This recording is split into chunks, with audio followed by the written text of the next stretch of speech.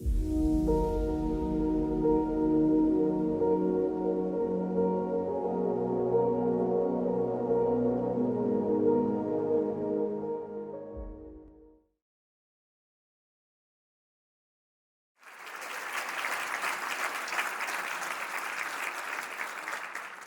sure every one of you, most of you, would have faced failure in life. Somebody or the other coming and telling you, you are not good enough. You will never succeed. Don't even bother trying. You are bound to fail, so on and so forth. This is a common problem we face in life. How do you approach such a problem and overcome it and possibly defeat it? And that's what I'm going to tell you in the next few minutes.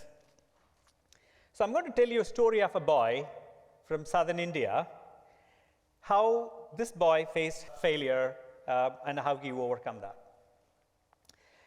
This boy, he was the first one from his family to get to college, and he studied until 12th grade in his local language. He met another boy from the same village who comes from a rich background and also an educated background. That rich boy tells him that, why do you want to go to college? Because number one, you don't know English. Number two, if you go to college, if you get a degree, you will have an ego. With that ego, you will not be able to come back to the village and work alongside your father. So you will be better off not going to the college. But here is a golden opportunity. Would that boy will miss it because of this boy, rich boy? No, he didn't. He went to the college. Now, to add oil to the fire, on the first day, on the first class, a professor walks into the classroom. For whatever reason, he asked this boy to get up. Now ask him, what is your name? Tell me what is your father is doing and where do you come from? He was blank. He couldn't understand what the teacher was asking. And then the teacher understood that he didn't understand what the question is. So teacher asked him in his native language. Now the boy is able to answer. So he now concluded that he's not going to succeed because he's not even able to understand a simple thing. But then comes the first midterm test, and he takes a test, and he couldn't write the test in English. He writes halfway through in English, then completes in his native language. Few days later, the teacher brings the marks card, and he scored A. And he was surprised, how is that possible? So he goes to the teacher, asked him, did you make a mistake? What happened here? The teacher explains that you understood the subject, but you don't know how to express it in English. So the lesson he learned at that point is, he's able to understand the subject, but he couldn't express it in English. So he's studying the subject, what he's studying is able to understand, but English is a medium, so you can always learn by other ways. Now he realizes he is capable of understanding the subject, therefore he buys all the books for his undergraduate course in his native language as well as in English. Now you need to study, you need time. So you need to devote more time than everybody else. So he decides, I'm going to devote 5 hours a day. Where will you find the time? He also works during daytime, part-time, to make some money. So he decides, I'm going to wake up in the middle of the night, let's say 2 a.m., and I'm going to study until 7 a.m. But how will you wake up at 2 a.m. every day? And if you put an alarm clock, we all are capable of putting it off and go back to sleep. So he invents a new methodology. If he drinks 1 liter of water at 9 p.m., the biological clock turns it on at 2 a.m. So you have no way of turning it off. You have to get out of the bed. So now that worked out one way, but then again, still the problem exists. If you sit in a desk and a chair, you are studying, you tend to doze off. So he trying to invent another approach. Okay, fine, now I will go out to a park where you have a street lights, where you walk around from 2 a.m. until 7 a.m. and then read the books, one in your native language, another one in English. He was able to study, and towards the end of his undergrad, he passed with distinction. And now he realizes just that one message, that understanding the subject is the key, not focusing on English. So that changed everything. That professor transformed his potential failure into a success. Now I'm going to tell you a story of the same boy, a second story. He wants to study masters. So he goes and applies to 10 different colleges and universities for a master's program. He gets a rejection letter from 8. And he got an admission from 1 which he was not interested in. But that's the only choice you got. What do? You take it. He goes to study masters in that college. A month goes by. He made friends. He was comfortable. He paid fees. Towards the end of the month, he gets an admission offer letter from one of the most prestigious university. Now, what do? You have an admission card, admission offer from a big university, but you cannot afford to go there. So he takes the admission ticket, the letter, tears it, throws it out, with an idea that if you keep it, you will be tempted. You will be constantly working, worrying, getting stressed. So throw it out. You continue your master's. Just one day, he goes to his hometown. He meets a wise man, an old man, who tells him, you should go and study in the university. But then this boy argues back to him, saying that, yes, that's very nice idea, but where will you get money? The wise man tells him, you should go, maybe ask a bank. So the boy goes to the bank and asks the bank. For his luck, the bank says, I can give you a loan. So now the loan problem, money problem solved, but what will you do for your admission ticket?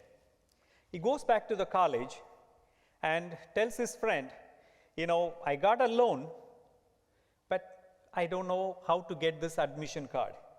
A friend of his gives him his admission card, which he threw it out. He tore and threw it out. He asks him, how did you get this? The friend says, I knew you will come back and ask me one day. So I took it, I stuck with the papers, tape, and made a photocopy. I kept it ready for you. I knew this day would come. No idea how he was able to guess that, but that kind of, now he got an offer letter.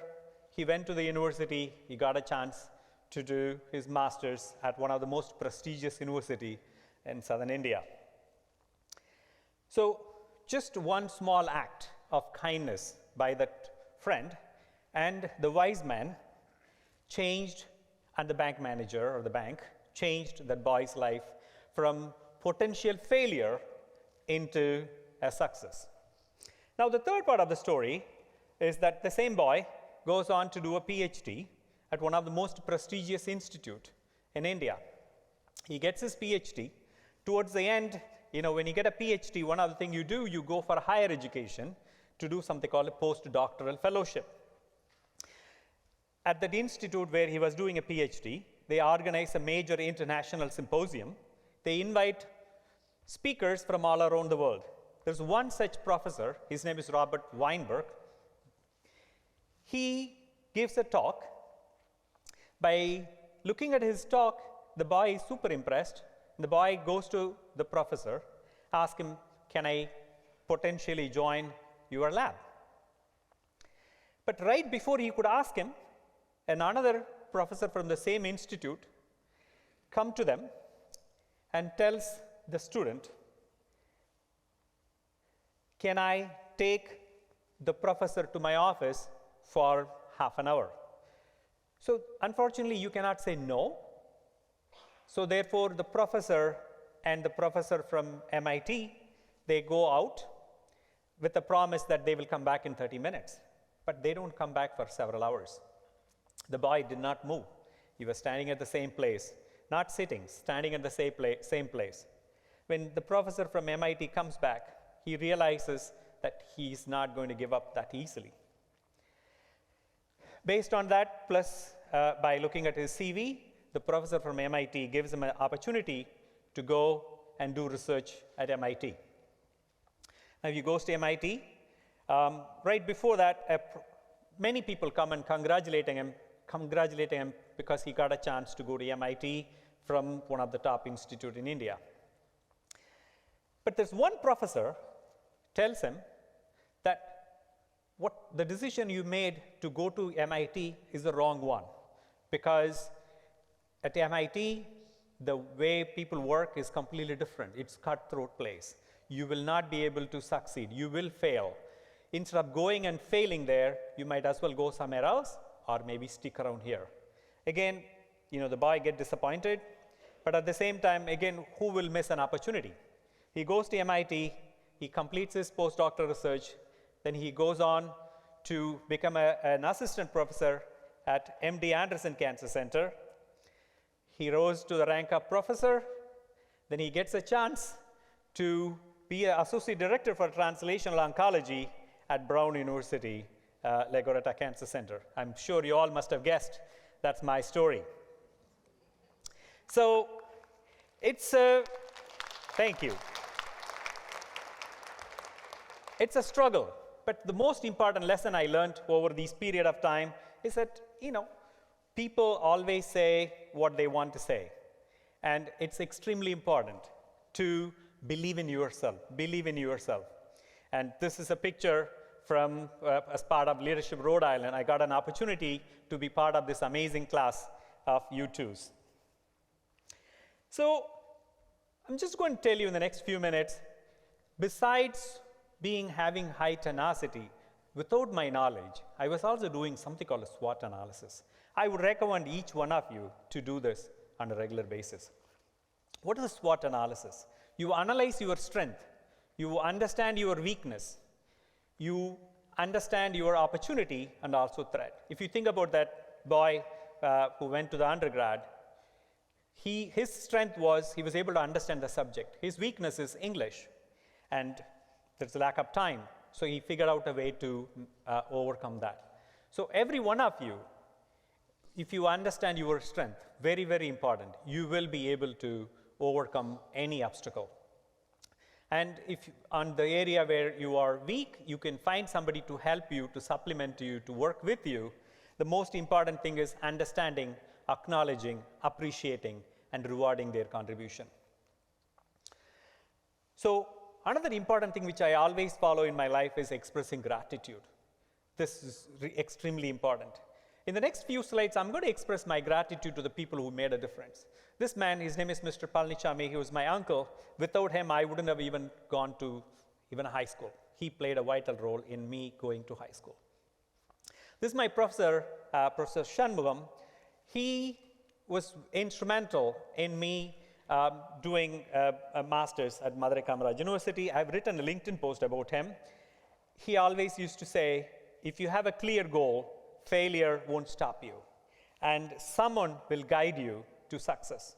And I believe it, I follow that closely. This is my friend. His name is Pradeep Kumar Chalial. It's because of him I got a chance to go and do a PhD. And he always say, expressing gratitude is vital. It helps to overcome failure and serves as a guiding principle for success. So please, express your gratitude towards whoever helped you in your life. This is my professor with whom I did my PhD. His name is Professor Padmanabhan. He was one of the person who always devoted his life to his work. So if you devote yourself to your work, you can easily overcome failure and be successful. This is a professor from MIT, Robert Weinberg, who gave me a chance to come to MIT. That changed everything in my life. And he always says, you fail if you don't challenge yourself. So always challenge yourself. So while I was finishing my postdoc, I was also interested in starting companies. So to develop drug for cancer. So I came up with an idea. I approached more than 20 VCs and angel investors and whatnot. And nobody was ready to give money. So this man, who's Mr. Samir Somaya, who's the chairman of Godavari Biorefineries and also president of something called Somaya Vidyavihar University, he said, I will give you money. And he gave money to start a company, and we have now drug in phase 1 trial. So I did not give up. I was looking for people. Finally, I found a real angel, an angel investor. So he has been my good friend, and he always says, a truly successful person warmly embraces risk, learns valuable lessons from failures, and comes back even stronger with unwavering resilience. While I was at MD Anderson, I met somebody with the name Raymond Duwais, who was a provost at MD Anderson.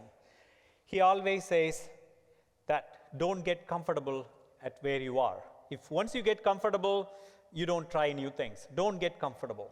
So right around the time I went for a big meeting, then I met Dr. Wafik Eldiri, who's a director of the cancer center here. I asked him, can he meet me for a few minutes for a coffee? He said, sorry, I don't have time, but I can meet you for lunch. So we met, we discussed, and he gave me a chance to come here to Brown University. He always believed opportunity will knock for those who aren't afraid to fail. So after coming to Providence, I got a chance to meet a lot of people, and I was fortunate to meet my good friend, Mr. John Tarantino, who gave an amazing talk in the beginning of this today's session, and also gave a spectacular talk in 2023, which had 25 million views. John is also CEO of a company which I co-founded with another amazing doctor in India. Her name is Dr. Seventhi Limaye. So it's called Island Precision Oncology. So John is, I'm sure from his first talk, you must have learned that he's not scared of failure. So he believes if you believe in what you're doing, failure cannot hold you back, and you become unstoppable. Through John, I got a chance to meet another wonderful person, Miss Barbara Papito. She's the founder of POC, and she's another amazing, wonderful individual I met in my life.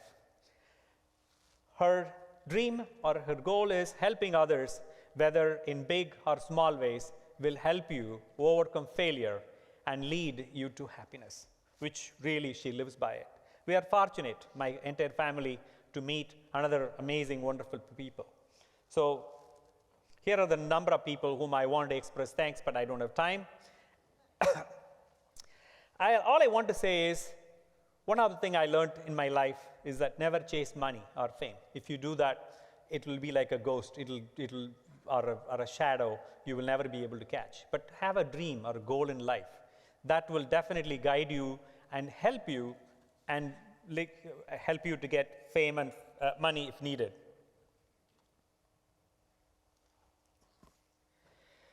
Never scared of failure. Somehow, somewhere, somebody will come and help you. Keep an eye for those people. And failure is not opposite of success. It's a stepping stone for it. Remember, even luck needs help. So it requires persistence. You need to believe in it. You should have a confidence, and you should dedicate and work towards it. I wish all of you the power to transform failures into opportunities and cultivate luck and be successful in your dreams and your life and be happy. Thank you.